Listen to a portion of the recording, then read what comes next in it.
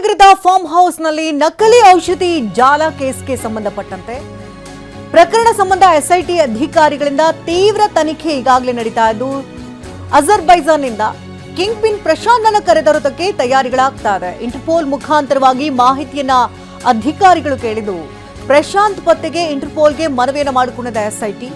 ಪ್ರಶಾಂತ್ ಅಜರ್ಬೈಜಾನ್ನಲ್ಲಿ ಇರುವಂತಹ ಬಗ್ಗೆ ಎಸ್ಐಟಿಗೆ ಮಾಹಿತಿ ಖಾತ್ರಿಯಾಗಿದ್ದು ಅಜರ್ಬೈಜಾನ್ನಲ್ಲಿ ಪ್ರಶಾಂತ್ ಕಸ್ಟಮ್ಸ್ ಅಧಿಕಾರಿಗಳು ವಶಕ್ಕೆ ಪಡ್ಕೊಂಡಿದ್ದಾರೆ.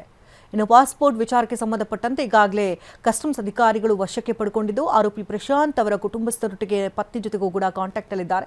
ಇನ್ನು ಪ್ರಶಾಂತ್ನ ಪಾಸ್ಪೋರ್ಟ್ ಅನ್ನು ವಶಕ್ಕೆ ಪಡ್ಕೊಂಡಿದ್ದಾರೆ ಅಲ್ಲಿನ ಅಧಿಕಾರಿಗಳು. ರೆಡ್ ಕಾರ್ನರ್ ನೋಟಿಸ್ ಮೂಲಕ ಅರೆಸ್ಟ್ ವಾರೆಂಟ್ಗೆ ಸಿದ್ಧತೆಗಳು ಕೂಡ ಆಗ್ತಾ ಇದೆ.